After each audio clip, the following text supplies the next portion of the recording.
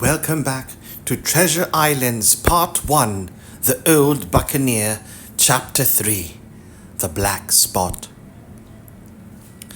About noon, I stopped at the captain's door with some cooling drinks and medicines.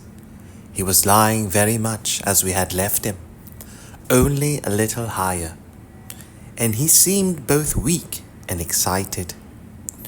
"Jim," he said, "you're the only one here that's worth anything. And you know I've always been good to you. Never a month, but I've given you a silver 4 penny for yourself. And now you see, mate, I'm pretty low and deserted by all. And Jim, you'll bring me one noggin of rum now, won't you, matey?" "The doctor," I began, but he broke in cursing the doctor in a feeble voice but heartily.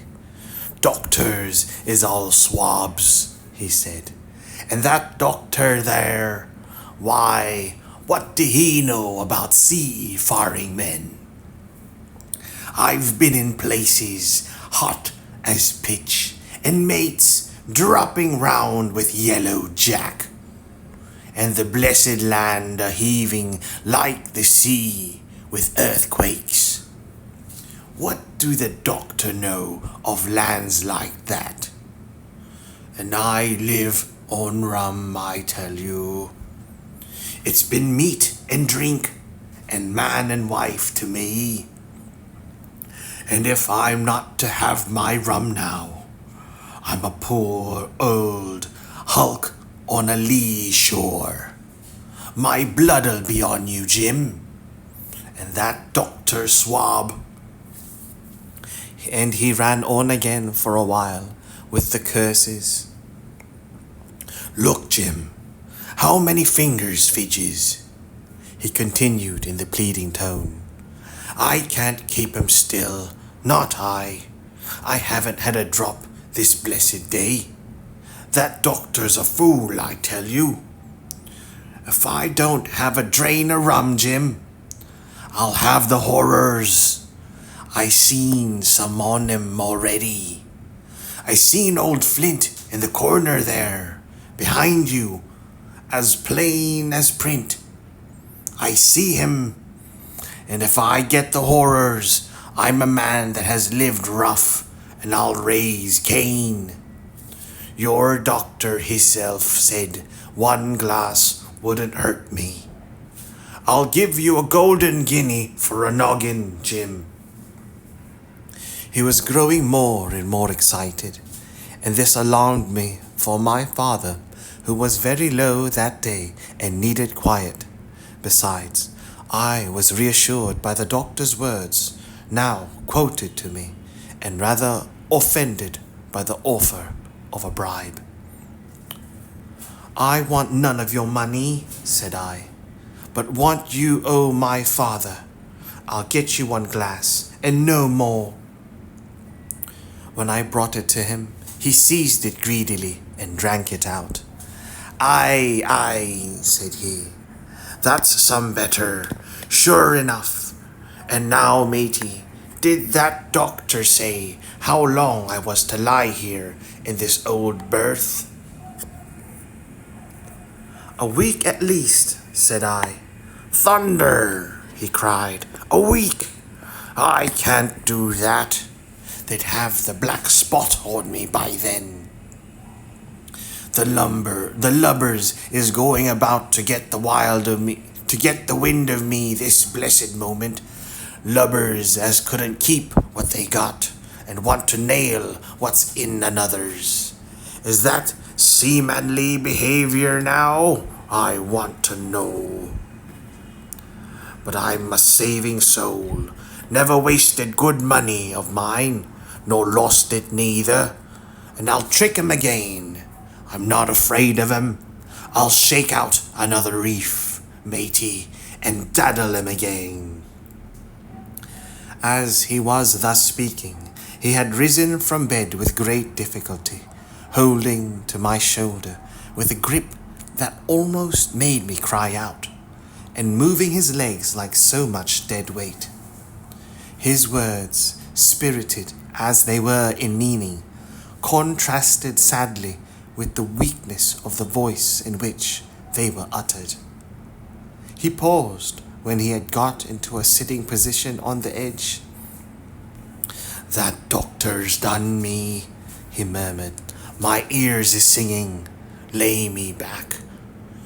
Before I could do much to help him, he had fallen back again to his former place, where he lay for a while silent.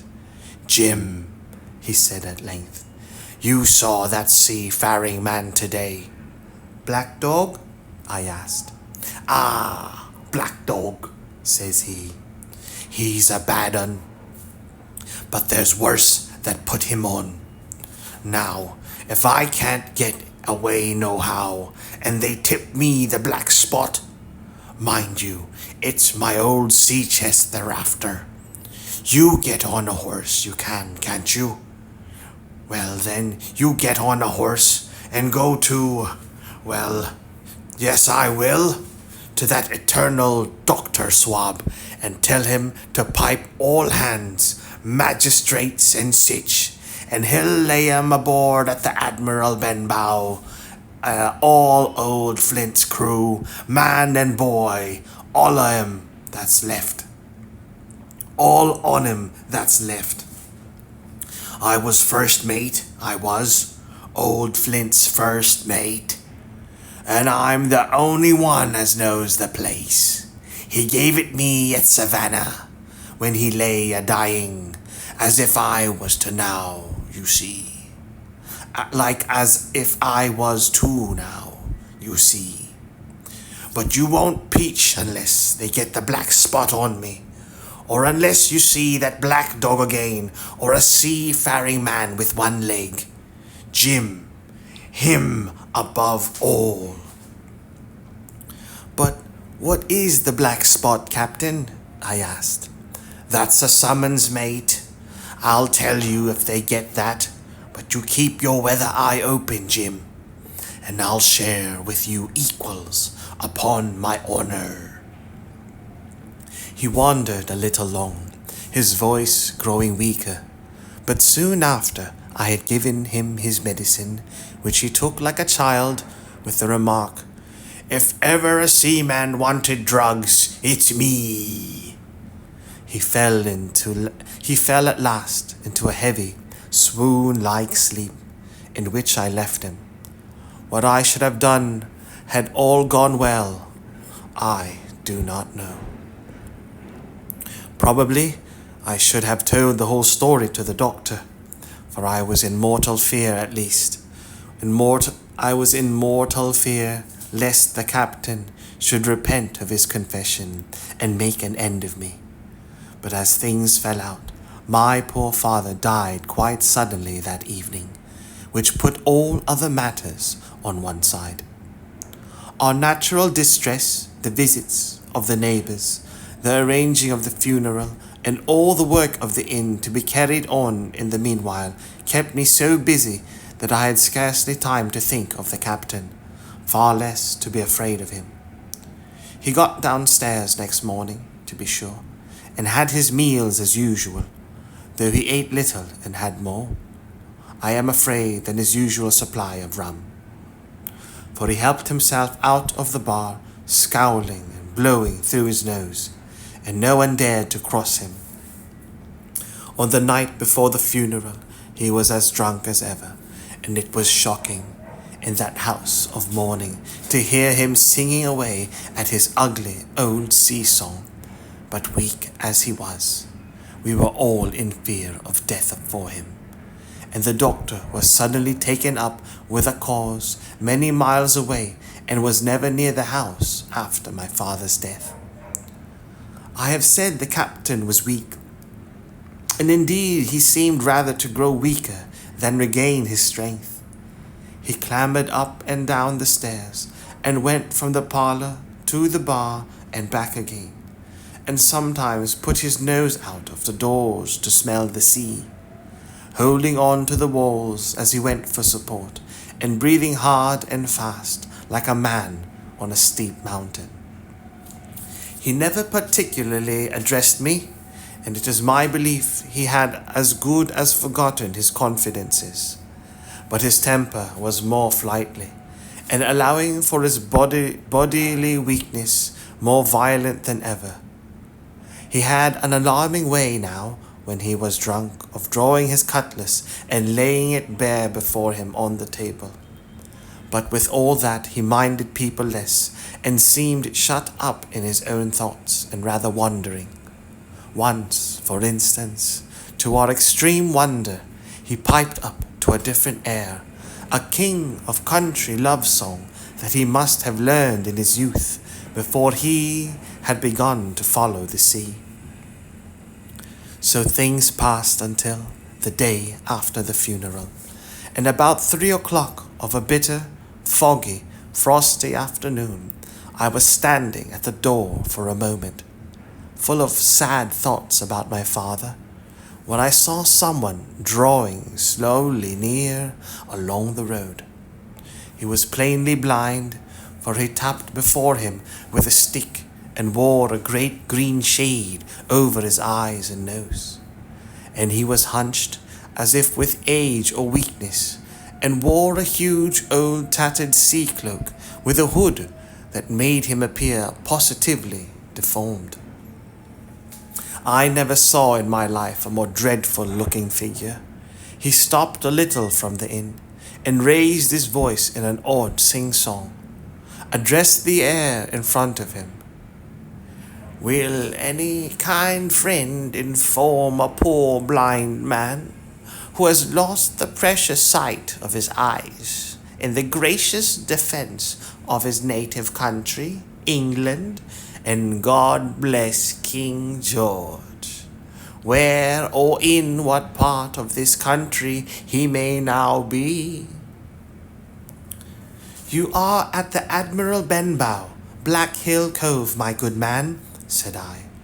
I hear a voice, said he, a young voice. Will you give me your hand, my kind young friend, and lead me in? I held out my hand, and the horrible, soft-spoken, eyeless creature gripped it in a moment like a vice. I was so much startled that I struggled to withdraw, but the blind man pulled me close up to him with a single action of his arm. Now, boy, he said, take me in to the captain. Sir, said I, upon my word I dare not. Oh, he sneered, that's it. Take me in straight, or I'll break your arm.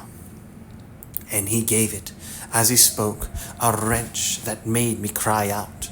Sir, said I, it is for yourself I mean. The captain is not what he used to be. He sits with a drawn cutlass. Another gentleman. Come now, march, interrupted he. And I never heard a voice so cruel and cold and ugly as that blind man's voice.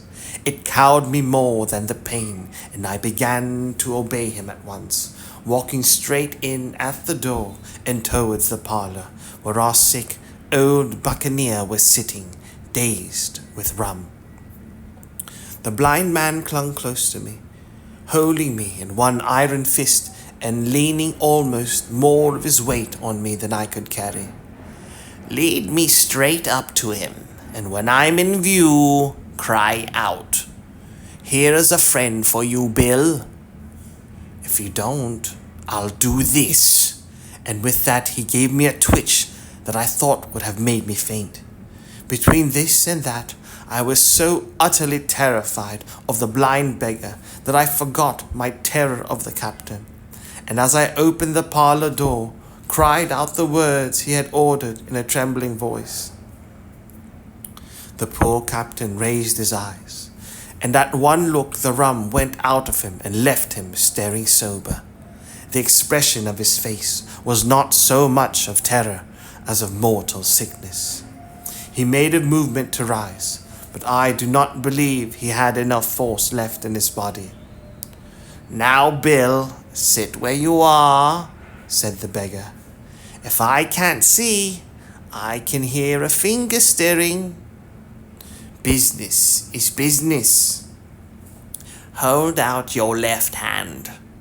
Boy, take his left hand by the wrist and bring it near to my right.